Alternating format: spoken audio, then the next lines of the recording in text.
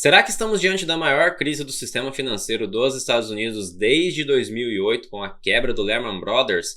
Quais são os impactos e o que está acontecendo com o sistema financeiro dos Estados Unidos e como que isso pode impactar os nossos investimentos aqui no Brasil? É sobre isso que vamos falar no vídeo de hoje.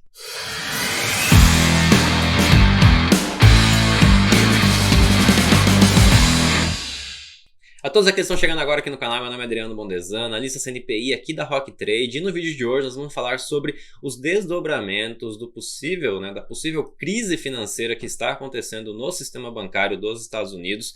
Na última semana tivemos diversos sinais, de que isso realmente pode agravar e ter uma escalada muito maior. Quais são os impactos dessas crises que está acontecendo lá, com essa quebradeira de bancos no nosso sistema aqui bancário e também na nossa economia, e como que a gente pode estar diante do que é o maior crash do sistema financeiro dos Estados Unidos desde 2008. Mas antes eu quero trazer para vocês, antes eu quero convidar vocês primeiramente a se inscrever aqui no canal. Se você ainda não é inscrito, deixa o seu like também aqui nesse vídeo, comenta se você está gostando do Palavra do Investidor no atual formato no qual a gente está fazendo. Toda semana eu trago aqui para vocês, já tirando todos aqueles ruídos de mercado, o que de fato impacta os seus investimentos para toda a sua semana.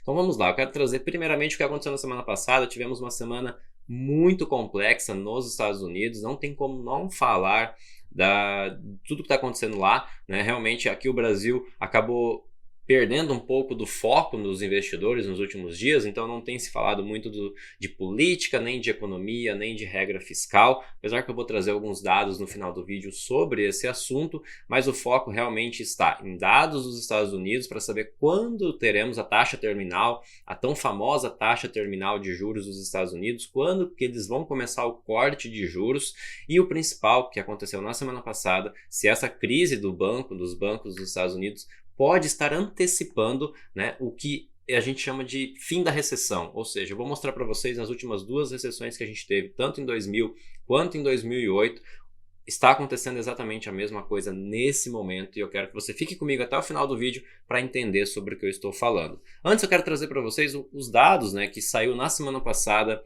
dos empregos. Então o payroll saiu na sexta-feira e acabou nem sendo tão importante quanto deveria ser pelo fato da quebra do Banco Silicon Valley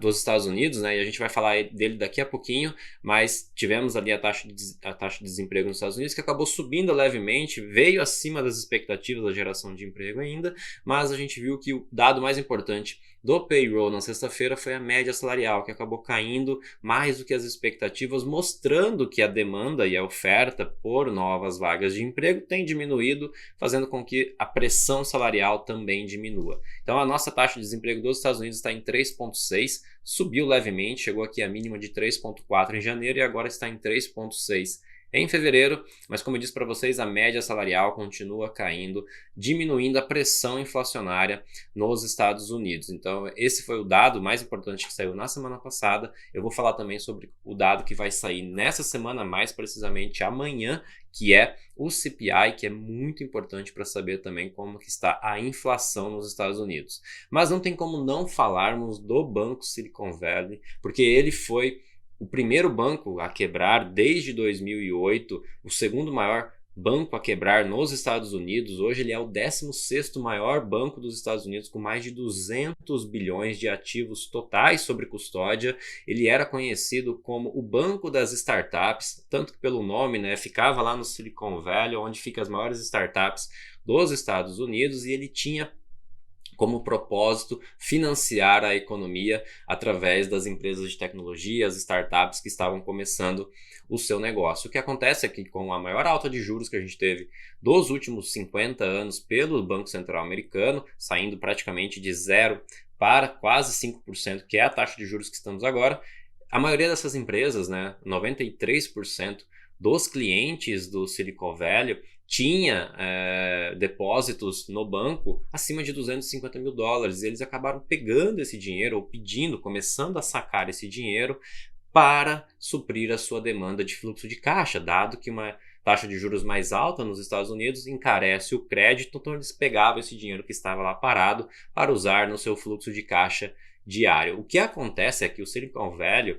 acabou fazendo um trade, né, uma operação muito errada, ou seja, ele pegava o depósito dessas empresas, que é de curto prazo, né, normalmente é de um dia, né, o depósito, são operações bem líquidas, e ele acabou investindo muito desse dinheiro, como ele já não tinha para quem emprestar e tinha muito dinheiro ali sobrando, dado todos esses anos que tivemos de taxa de juros zero, muita empresa pegando dinheiro e colocando ali, ele acabou comprando títulos do governo, né, de longo prazo. E aí foi o erro do banco, porque ele acabou comprando muito desses títulos e a maioria dos títulos americanos dos Estados Unidos são pré-fixados. Então ele acabou pré-fixando ali, quando a taxa de juros era basicamente zero, ele acabou pré-fixando muito do seu capital em títulos com uma taxa média entre 1 e 1,80. O que acontece? Quando no início de 2022 tivemos toda aquela alta de juros no Treasuries americano, esses títulos que já são pré-fixados a 1,80, como a taxa de juros foi para 4, 4,5, esses títulos acabam perdendo valor. E quando ele sofre esse resgate, o banco está sofrendo muito esse resgate, ele tem que vender esses títulos, realizando um prejuízo enorme, né, para poder cumprir com os resgates que ele está sofrendo. E na semana passada, várias das empresas acabaram pedindo esse resgate, que é o que a gente chama de corrida bancária, e ele decretou a insolvência, ou seja, ele não tinha ativos totais para pagar os passivos que ele tinha. Ele acabou entrando em falência. O que acontece é que o FDIC, que é equiparado aqui ao nosso fundo garantidor de crédito, entrou em ação, liquidou o banco, né, para não tentar contaminar isso para outros bancos também sofrer essa questão de corrida bancária. No final de semana, após a quebra já do Silicon Valley, né, o Banco Central americano, o Fed, se reuniu com o FDIC e outras empresas do setor e fizeram algumas reuniões ali para tentar criar um fundo para proteger que o sistema bancário entrasse em colapso. Mas o que a gente vê hoje, na segunda-feira, eu vou mostrar aqui para vocês no gráfico, é que isso está continuando. Realmente não acreditaram no que o Banco Central americano pode fazer para proteger o setor. E se vocês olharem aqui, ó, vou compartilhar a minha tela, começando pelo Silicon Valley, né? Então realmente caiu mais de 60% só no dia de ontem, né? Ou no dia de hoje caindo 60%. Outros bancos também, como o Western Alliance, caindo hoje mais de 70% também, com essa corrida bancária. E se você olhar outros bancos, que a gente chama de bancos regionais nos Estados Unidos, todos eles com quedas acima de 30%, 40%, 50% até 70%. Inclusive Bank of America, que é o maior banco dos Estados Unidos, caindo ali na faixa de 11%. Então realmente o Banco Central americano ele precisa agir rapidamente para conter esse desespero dos investidores, porque se todo mundo ficar desesperado e correr para sacar o seu dinheiro no banco, não terá dinheiro para todo mundo, porque a gente sabe que todo banco trabalha dessa forma, de maneira alavancada, ou seja, a cada R$100 que você coloca no banco como um depósito à vista, esses R$100 pode virar até R$500, R$600, que é o que a gente chama do índice de Basileia, onde ele consegue se financiar de maneira alavancada, ou seja, os seus R$100 vira R$500, R$600 que ele pode emprestar a longo prazo. O que acontece é que se você for lá buscar os R$100 junto com muitas outras pessoas buscando cada um dos seus R$100, não vai ter R$100 para todo mundo. Todo banco funciona dessa forma, aqui no Brasil também é assim. Mas eu quero trazer para vocês uma notícia boa em relação a tudo isso que está acontecendo nos Estados Unidos, porque de fato isso mudou bastante as expectativas em relação ao aumento na taxa de juros dos Estados Unidos. Os Estados Unidos eles estavam aumentando a taxa de juros para trazer, de certa forma, uma recessão no mercado para que a inflação caia. O que acontece é que com essa contaminação em todos os bancos e essa possível corrida bancária e algumas quebras, isso acaba eliminando muitos dólares do mercado. Isso ele faz um trabalho de limpeza no mercado e enxuga realmente o dinheiro que está em circulação. Fazendo isso, é claro, muitas pessoas acabam perdendo dinheiro em relação a isso, mas isso antecipa o trabalho que o Banco Central americano tem de fazer esse enxugamento do dinheiro do mercado. Então, para vocês terem uma noção, na semana passada, toda semana eu trago essas expectativas do Banco Central e dos aumentos na taxa de juros. Então, para vocês terem uma noção, já nessa reunião, que é na semana que vem, as expectativas há uma semana atrás estava de 68% de probabilidade de um aumento ainda de mais 0,25%. Há um mês atrás, a probabilidade era de 90%. Hoje, se vocês verem, a probabilidade é de manutenção na taxa de juros, ou seja, não teremos mais aumento na taxa de juros e, se você olhar nas próximas reuniões, já começa a aumentar a expectativa de corte na taxa de juros. Por quê? Porque de fato a recessão chegou, bancos começaram a quebrar, Banco Central americano tendo que intervir para que não aconteça um contamínio, né?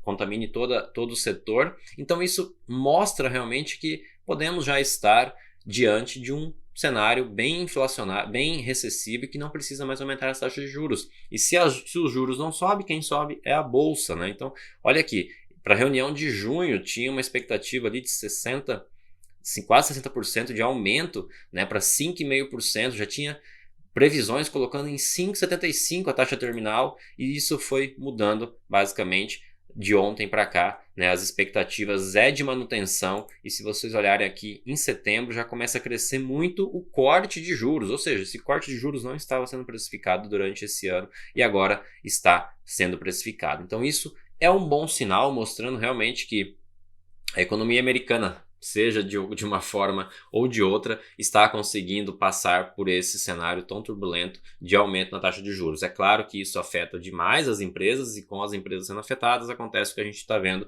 dessas quebras bancárias. Como que está a Bolsa Americana nesse momento? Só para vocês verem, a Bolsa Americana acabou caindo forte no início do dia, já vinha numa tendência de queda, tentando voltar para esse canal aqui, né, que a gente tem, mas nesse exato momento está subindo até. E aqui eu quero mostrar para vocês o estudo que eu fiz olhando para o cenário anterior, para vocês entenderem como que isso pode afetar nós aqui no Brasil, né? Olhando para o passado. Então, essa linha azul, ela mostra as recessões que tivemos lá em 2001 para 2002 e também a de 2008 e agora a de 2020.